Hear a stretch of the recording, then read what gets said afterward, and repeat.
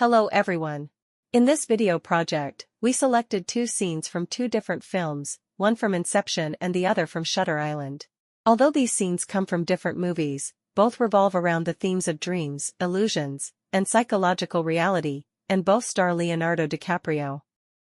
Through recreating these two segments, I aimed to gain a deeper understanding of how the directors handle composition, lighting, and emotional expression. The first scene is from the opening of Inception.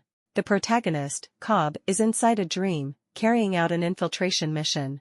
He enters a room, opens a safe, and tension quickly builds. We chose this shot because it is a quintessential example of director Christopher Nolan's visual storytelling style, visually intense and full of narrative force. The frame focuses closely on Cobb's face, and, paired with expressive lighting, it effectively conveys his anxiety, focus, and sense of danger. From a lighting perspective, the scene uses low-key lighting. Cobb's face becomes the visual focal point while the background is almost entirely consumed by darkness. This treatment firmly draws the viewer's attention to the character's facial expressions. The key light comes from above and slightly to the front right of the frame, creating a side lighting effect. One side of Cobb's face is illuminated while the other fades into shadow. This stark contrast produces a high contrast ratio, adding depth to the character's form and emphasizing his inner struggle and heightened alertness. This lighting approach also borrows from the structure of Rembrandt lighting, though it is more extreme. If you look closely, you can see a classic light triangle under the eye on the shadowed side of Cobb's face, a hallmark of the Rembrandt style. We chose to shoot this scene on the first floor of the IC building. The space is naturally dim, with very little ambient or natural light, and a clean, distraction-free background. This made it ideal for precise lighting control and an accurate recreation of the original setup. Referring closely to the source frame, we placed a 1K tungsten Fresnel light slightly behind and to the left of the subject, using it as our key light. Since the tungsten lamp produces a warm yellow light, we added a CTB gel in front of the fixture to shift the color temperature toward white, bringing it closer to daylight balance. This Fresnel was used to cast a hard light on just the left half of the actor's face, creating a sharp edge between light and shadow. The background was left in complete darkness to isolate the face and enhance the contrast, resulting in a strong sense of depth and visual tension, just like in the original shot. To bring out detail in the shadow side and introduce a subtle catchlight in the eyes, we added an Aperture MC RGB LED light in front of the actor, slightly to the right and below eye level. We set its color to a soft warm tone to mimic the slight yellow tint from the film and gently lifted the shadows on the right side of the face. This also helped us recreate the Rembrandt triangle beneath the eye, giving the face more dimensionality and emotional presence. To avoid any unwanted light spill onto the background, we used a black flag behind the actor to block off parts of the key light spread. This helped us maintain a clean high-contrast frame and preserve the focus on the character's expression. The final result closely mirrors the film's original lighting scheme, with a high contrast ratio, a clearly defined facial structure, and carefully controlled shadows.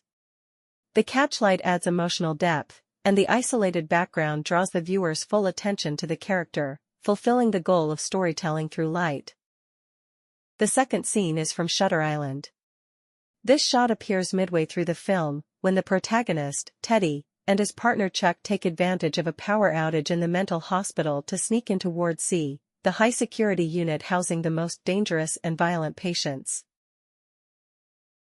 From a lighting perspective, this scene uses extreme top lighting and high-contrast low-key lighting to both direct visual focus and deeply reflect the character's mental states. This style is frequently seen in psychological thrillers and serves both visual and narrative functions. This shot helps us explore how lighting can intensify emotional states and reinforce narrative atmosphere, an essential topic in lighting design. The lighting in this frame is particularly striking. It uses strong top light that shines directly down, creating dramatic light and shadow contrasts. The light illuminates only Teddy's head and shoulders, leaving most of his face in shadow and producing a split light effect, visually mirroring a fragmented or disturbed mental state. Meanwhile, Chuck in the background appears overexposed and is deliberately out of focus. The light on Chuck lacks a clear direction, is soft in quality, and blurs his features. This supernatural lighting is often used in film to depict hallucinated characters, figures from memory, or psychological projections. Chuck doesn't appear to be a real person in this frame, but rather a figment of Teddy's mind or a role imagined by him. This visual treatment aligns with the film's eventual revelation. Chuck is not actually Teddy's federal partner but a doctor playing a role to help Teddy confront reality. In contrast, Teddy's facial lighting is full of psychological tension, sharp detail, heavy shadow, and a sickly color tone. This lighting locks the viewer's attention and continually emphasizes his anxiety, confusion, fear, and disorientation. His world is beginning to unravel. The lighting contrast between the two characters, combined with the spatial depth and focus shift, constructs a visual maze of illusion and reality within the psychiatric hospital. This scene was also shot in the same location, but the lighting design here focuses more heavily on emotional tone and spatial depth. In the frame, we can clearly see a contrast between the darker left side and the brighter right. The background is kept in deep shadow, while the face of the character in the background and the back of the head of the character in the foreground are both brightly lit. Although the foreground character is mostly in shadow, their face is softly illuminated, creating a subtle yet clear visual focal point.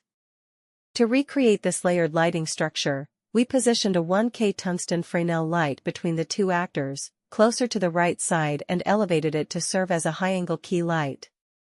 The light was aimed downward at the right side of the background character's face to emphasize facial structure and emotional intensity.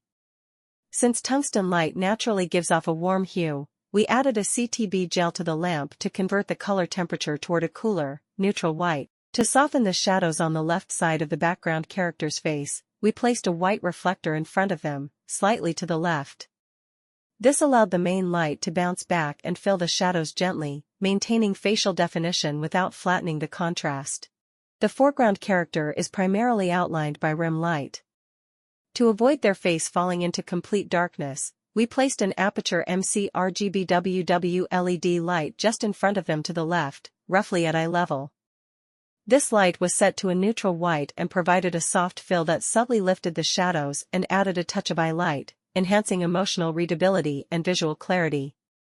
The core of this lighting setup was to establish a clear light hierarchy between foreground and background, while maintaining shadow control and dramatic contrast. This approach preserved spatial realism while enhancing the emotional dynamics between the characters. By recreating two iconic lighting setups from Inception and Shutter Island, we gained a deeper understanding of low-key lighting, high contrast ratios, and layered visual storytelling. This exercise helped us experience firsthand how light shapes not only images, but also mood, character, and meaning.